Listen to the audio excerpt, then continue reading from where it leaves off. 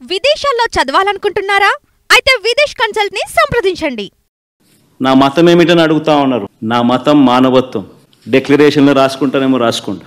చంద్రబాబు గారి పాపాలు నిజంగా ఒక్కొక్కటిగా కూడా బయటకు వస్తా ఉన్న నేపథ్యంలో ప్రజలందరూ కూడా చంద్రబాబు నాయుడు గారిని వేలెత్తి చూపించే కార్యక్రమం జరుగుతూ ఉన్న నేపథ్యంలో చంద్రబాబు నాయుడు గారు ఈ మధ్యకాలంలోనే లడ్డూ టాపిక్లో చంద్రబాబు గారు ఎప్పుడైతే ఈ మాదిరిగా చంద్రబాబు నాయుడు గారు ప్రజలు చంద్రబాబు నాయుడు గారు చేసిన తప్పును ఎప్పుడైతే తప్పులు పట్టడం మొదలుపెట్టారో, ప్రజలకు ఎప్పుడైతే వాస్తవాలు తెలియడం మొదలెట్టాయో, అప్పుడు ఈ పెద్ద మనిషి ఏం చేస్తాడు?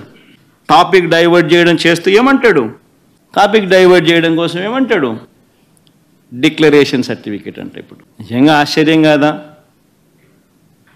జగన్ ఏమన్నా కొత్తనా? రాజశేఖర రెడ్డి గారు ఏమన్నా కొత్తనా? నా మతం ఏమిటని తెలీదా ఎవరికైనా ఆంధ్ర రాష్ట్రంలో కానీ దేశంలో కానీ? నా కులం ఏమిటి అని చెప్పి ఎవరికి తెలీదా రాష్ట్రంలో కానీ దేశంలో కానీ? రాజశేఖర రెడ్డి గారు 5 సంవత్సరాలు ముఖ్యమంత్రిగా ప్రతి సంవత్సరం బ్రహ్మోత్సవాలకు వస్త్రాలు నాన్నగారే సమర్పించారు. నాన్నగారు కొడుకునే కదా నేను కూడా తిరుపతికి ఎన్నోసార్లు పోయా కదా ఇంతకుముందు కూడా, ముఖ్యమంత్రి కాకమునుపు. అంతెందుకు నా పాదయాత్ర మొదలెట్టేటప్పుడు వెంకటేశ్వర స్వామి ఆశీస్సులు తీసుకుని మొదలెట్టా. నా పాదయాత్ర అయిపోయిన తర్వాత నేరుగా తిరుపతికి వెళ్ళి కాలినడకన కొండెక్కా. తిరుపతికి వెళ్ళి కాలినడకన కొండెక్కి వెంకటేశ్వర స్వామి దర్శనం చేసుకుని తర్వాతనే ఇంటికి పోయా. నా పాదయాత్ర అయిపోయిన తర్వాత, నా 3648 కిలోమీటర్లు నా పాదయాత్ర అయిపోయిన తర్వాత. ఇవన్నీ తెలియవా రాష్ట్ర ప్రజలకు? మన అప్పుడు చంద్రబాబు నాయుడు గారు ప్రభుత్వమే కదా అప్పుడు ఉండింది. అప్పుడు నేను ప్రతిపక్ష నాయకుడినే కదా అప్పుడు. మన ఆయన కళ్ళ ముందరనే కదా వెళ్ళింది, తిరుపతి కొండెక్కింది 2 సార్లు.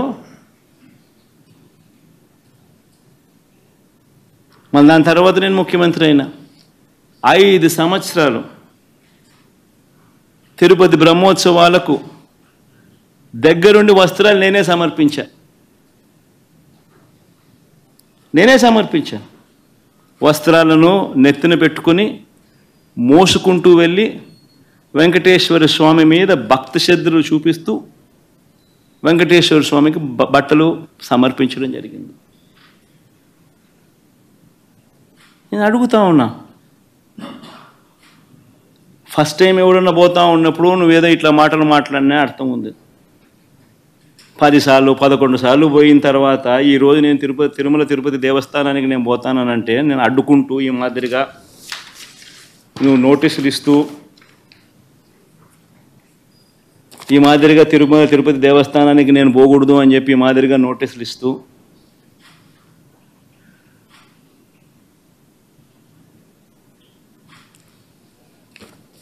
ఈ మాదిరిగా మా ఎమ్మెల్యేలకు మా కార్పొరేటర్లకు అందరికీ కూడా ఈ మాదిరిగా నోటీసులు పంపుతూ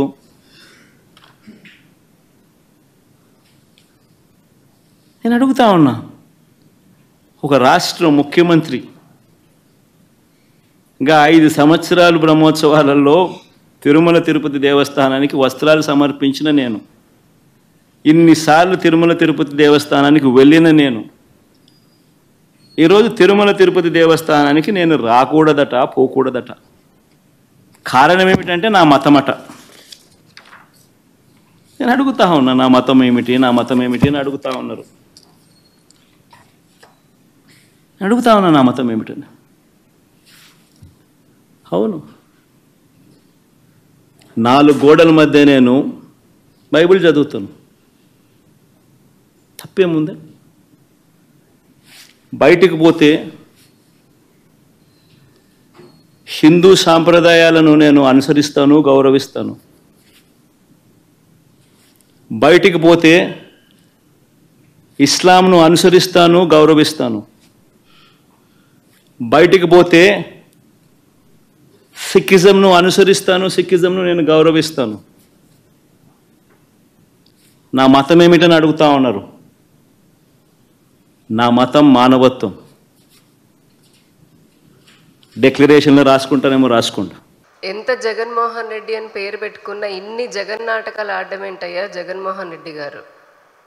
అసలు మీరేం మాట్లాడుతున్నారో, ఏం చేస్తున్నారో, ఎన్ని డ్రామాలు వేస్తున్నారో మీకైనా అర్థమవుతుందా? ఒక డిక్లరేషన్ పైన సంతకం పెట్టమంటే ఎప్పటివరకు నేను క్రిస్టియను అని చెప్పని మీ నోటితో మీరే చెప్పి ఒప్పుకున్న వాళ్ళకి సడన్గా మానవతావాది అయిపోయారు, లౌకికవాది అయిపోయారు. ఇది ఎక్కడ విచిత్రము? టీటీడీ జనరల్ రూల్లో ఉన్నటువంటి ఇతర మతస్థులు ఎవరైనా వస్తే అందరూ ఈ ప్రపంచంలో ఎవరైనా సరే స్వామివారిని వచ్చి దర్శించుకోవచ్చు భగవంతుణ్ణి, అందులో ఎటువంటి సందేహము లేదు. కానీ ప్రతి మతానికి లేదా ఆలయాలకు వాళ్ళకంటూ సొంతంగా కొన్ని రూల్స్ ఉంటాయి. ఎందుకంటే ఆయా ఆలయాల పవిత్రతను కాపాడడం కోసం అని చెప్పని ఏర్పాటు చేసుకుని ఉంటాయి. మీరు నిజంగానే లౌకికవాది మానవతావాదని నేను నా వాదం మానవత్వం అనేదో పెద్ద పెద్ద డైలాగులు చెప్పారు కదా. మీ మానవత్వం అంటే ఇదేనా? మీ లౌకికవాదం అంటే ఇదేనా? 4 గదులు కాకపోతే 40 గదుల్లో కూర్చొని బైబిల్ చదువుకోండి. మిమ్మల్ని ఎవరు వద్దన్నారు? తిరుమల వెంకటేశ్వర స్వామి దగ్గర కూడా రండి, శుభ్రంగా దర్శనం చేసుకొని పోండి, దానికి ఎవరు వద్దనలేదు. కానీ అడిగిందేంటి? అక్కడ ఉన్నటువంటి రూల్ని పాటించమనే కదా. మీకు తెలిసినటువంటి మీరు అనుకునే మానవతావాదం లౌకికవాదం ఏంటి అంటే ఒక మతాన్ని ఆచరిస్తూ, ఇంకా చెప్పాలంటే మీరు క్రిస్టియానిటీని ఆచరిస్తూ పక్కన ఉన్నటువంటి హిందూ ధర్మాన్ని అపహాస్యం చేయమనా, అపవిత్రం చేయమనా? మీరు నిజంగా లౌకికవాదనంటే ఒక చిన్న సంతకము టెంపుల్ రూలే కదా, దాన్ని పాటించి వెళ్ళిపోతే మీ గౌరవం పెరిగేది కదా. అలా చేయకుండా నేను లౌకికవాదిని, ఇదేమి దేశము ఈ రోజున మీకు తెలియకపోవచ్చు, ఎందుకంటే మీ బుర్ర నిండా అవినీతి అక్రమాలు ఉన్నాయి కాబట్టి ఈ రాష్ట్రాన్ని ఎట్లా దోచుకోవాలని చెప్పని ఆలోచన ఉంది కాబట్టి మీకు ఈ దేశం గొప్పతనం తెలియట్లేదేమో. ఈ రోజున భారతదేశం యొక్క గొప్పతనము, సనాతన ధర్మం యొక్క గొప్పతనము ప్రపంచంలో ఏ దేశాన్ని అడిగినా చెప్తోంది. కాస్త అప్పుడైనా తెలిసి వినండి. అంతేగాని సెక్యులరిజం పేరుతోటి, ముఖ్యంగా మీలాంటి స్యూడో సెక్యులర్స్ ఎవరైతే ఉన్నారో, సెక్యులరిజం పేరుతోటి ఏది పడితే అది మాట్లాడతాను, కులాల మధ్య చిచ్చు పెడతాను. ఇది ఖచ్చితంగా జగన్మోహన్ రెడ్డి నిన్న తిరుమల డిక్లరేషన్కి దళితుడికి సంబంధం ఏందయ్యా? అసలు దళితులు అని అంటే ఒక మతం అనుకుంటున్నావా, లేకపోతే ఇంకే కులం అనుకుంటున్నావు? నీకు ఆ తేడా కూడా తెలియకుండా 5 ఏళ్ళు రాష్ట్రాన్ని ఎట్లా పాలించావు నువ్వు? అక్కడ టీటీడీ రూల్ ఎవరి కోసం పెట్టారు? ఇతర మతస్థులు ఎవరైనా వస్తే వారు డిక్లేర్ చేసుకుని వెళ్ళి స్వామివారిని అంటే స్వామివారి పైన ఉన్నటువంటి విశ్వాసాన్ని చెప్పాలి అని. అసలు మధ్యలో దళితులు ఎందుకు వచ్చారు? ఖచ్చితంగా ఇది హిందువుల మధ్య ధర్మం పేరిట చిచ్చు పెట్టే ఒక పెద్ద కుట్ర జరగడానికి జగన్మోహన్ రెడ్డి తెరతీశాడు. రాష్ట్రంలో శాంతి భద్రతల విఘాతం కలిగించేందుకని చెప్పని నిన్న ఒక పకడ్బందీ ప్లాన్ తోటి ఆ పదాన్ని జగన్మోహన్ రెడ్డి చెప్పడం జరిగింది. అందరికీ తెలుసు, తిరుమలకి ఇప్పుడు కాదు, ఎన్నో దశాబ్దాల నుంచి కులాలకి సంబంధమే లేకుండా కోట్లాది మంది, లక్షలాది మంది ప్రతిరోజు వెళ్ళి దర్శనం చేసుకుంటున్నారు. మీరు పాలించినటువంటి 5 ఏళ్లలో ఏ ఒక్క దళితున్నైనా సరే, హిందూ దళితుని టీటీడీ ఆపిందా? మీ వాళ్ళే ఉన్నారు కదా, చైర్మన్ లాగా నువ్వేసిన బోర్డు మెంబర్సే ఉన్నారు కదా. ఇది కేవలము మళ్ళీ చెప్తున్నాము, ఇది ఒక కుట్రకి దారి తీసే విధంగా ఆయన కుట్ర పన్నుతూ ఉన్నాడు. ఈ రోజున ప్రశ్నిస్తున్నాం, అసలు మీకు వచ్చిన ఇబ్బంది ఏంటి డిక్లరేషన్ సంతకం పెట్టడానికి?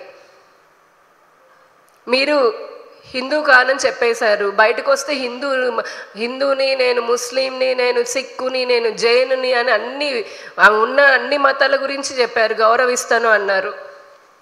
ఇంత లౌకికవాది, ఇంత మానవతావాది మరి మీ 5 సంవత్సరాల పాలనలో 1000 సంవత్సరాల రామతీర్థంలో ఉన్నటువంటి రాముల వారి శిరస్సు ఛేదించబడి చెరువులో దొరికినప్పుడు ఎందుకు నోరు తెరిచి మాట్లాడలేదు?